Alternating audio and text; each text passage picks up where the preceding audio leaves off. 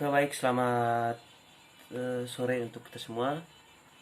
Jadi, perkenalkan, nama lengkap saya Epifanius Jole, NIM 1703030059. Baik teman-teman, pada video kali ini saya akan mereview buku ke-10 pada mata kuliah Sosiologi Terapan.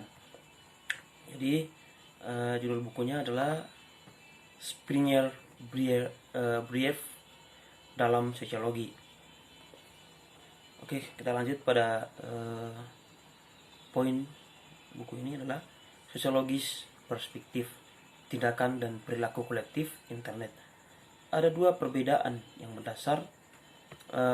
Yang pertama, perbedaan antara non kolektif terorganisir dan aktor kolektif, yaitu kolektif non terorganisir, yang meliputi fenomena massa, keramaian, dan publik episodik, dicirikan oleh situasional yang tinggi, spontanitas, dan tidak memiliki struktur pengorganisasian, koordinasi dan pengambilan keputusan tertulis yang bertahan dari waktu ke waktu. Karena alasan ini, mereka tidak dianggap independen sebagai aktor sosial, dan sebaliknya yang merupakan bentuk perilaku kolektif yang mudah berubah.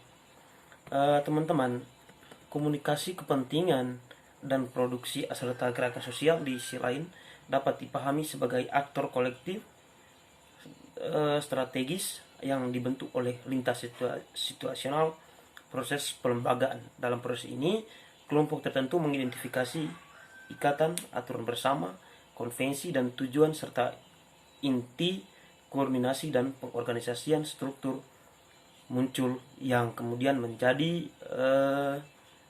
mungkin. Pada langkah kedua, yaitu pemeriksaan infrastruktur dan teknis internet, yang hari ini memainkan peran penting dalam pembentukan, stabilisasi, dan pembentukan koleksi formasi. Jadi di sini juga mengemukakan pembedaan antara platform yang banyak digunakan di sosial web, yang biasanya dioperasikan oleh perusahaan internet yang terkemuka di pasaran, dan infrastruktur khusus informasi yang dioperasikan oleh gerakan sosial dan komunitas sendiri. Kolektif dan non terorganisir beroperasi hampir secara eksklusif pada platform semacam itu sebagai aplikasi itu Facebook, YouTube, atau Twitter, di mana mereka tunduk pada spesifikasi teknis. Kemudian gerakan sosial dengan peran yang dimainkan oleh infrastruktur teknis struktur internet yang saat ini dalam pengembangan dan stabilitas proses yang dijelaskan dibahas lebih detail. Argumennya yang berkisar pada dua tema. Yang pertama adalah meningkatnya pengaruh internet dan media sosial secara teknis, dasar aksi kolektif yang dengannya mereka tidak hanya menjadi konektivitas yang meningkatkan infrastruktur, tetapi juga lembaga-lembaga pembuatan aturan dengan cakupan yang cukup luas intervensi. Pada komunitas open source, di situ membahas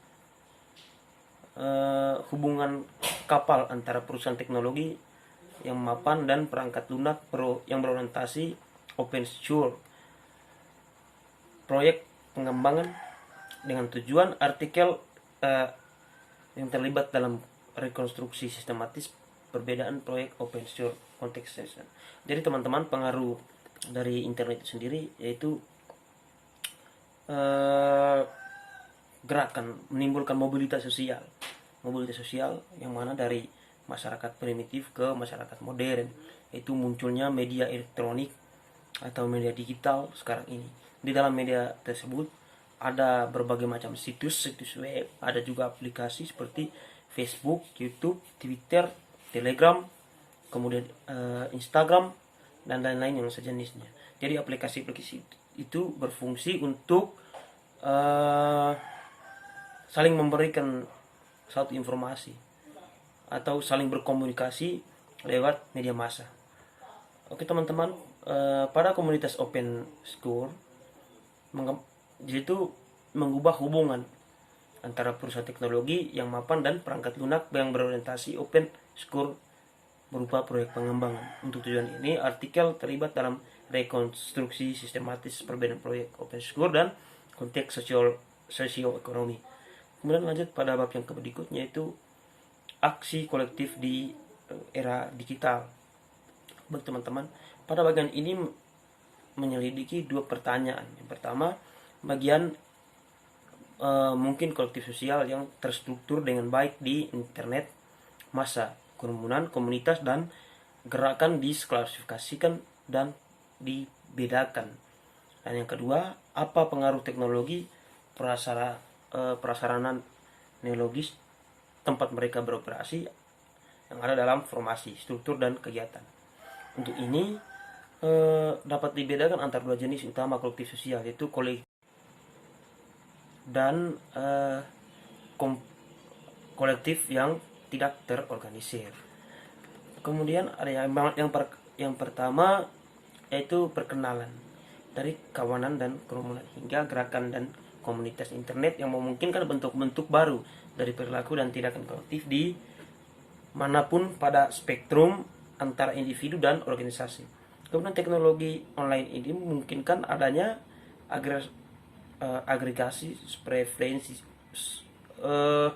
sama yang dikumpulkan terutama dari sistem umpan balik konsumen atau penggunaan kolektif media sosial yang ekstensif, misalnya Facebook, Twitter, Snapchat, Instagram, dan lain-lain. Kemudian yang kedua ada jenis dasar aktor sosial. Untuk memahami dinamika formasi sosial yang berbasis web dan struktur organisasi tersebut membutuhkan kapasitas dan pola tindakan.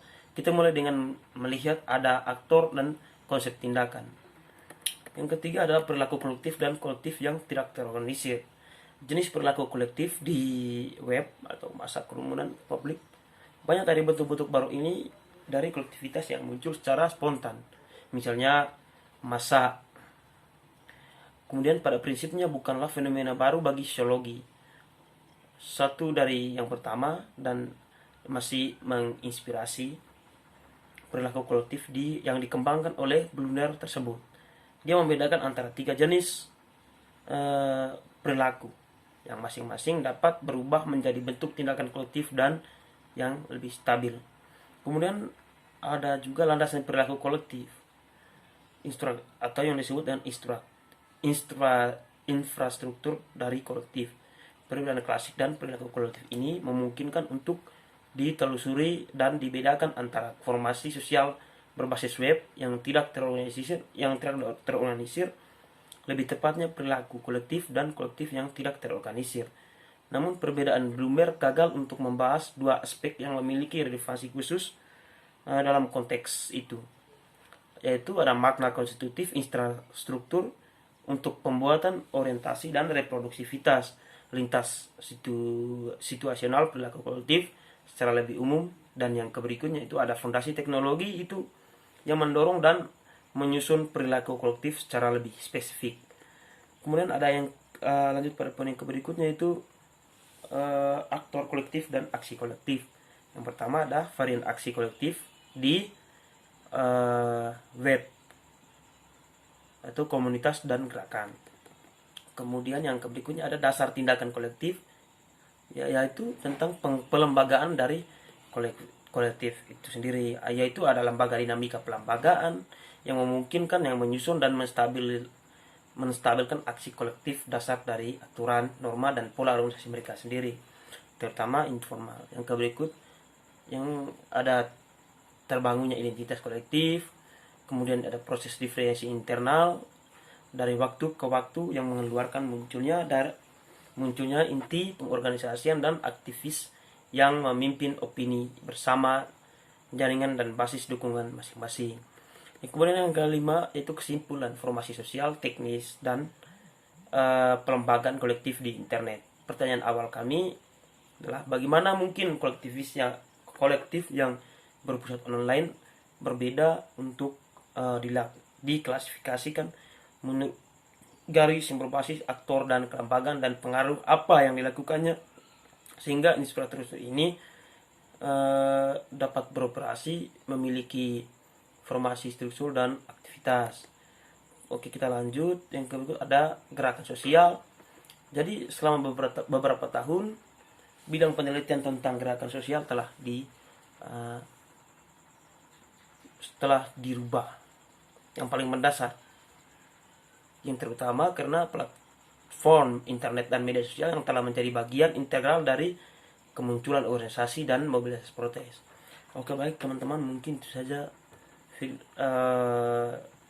hasil review yang sempat saya presentasikan. Oke, untuk itu saya ucapkan terima kasih banyak.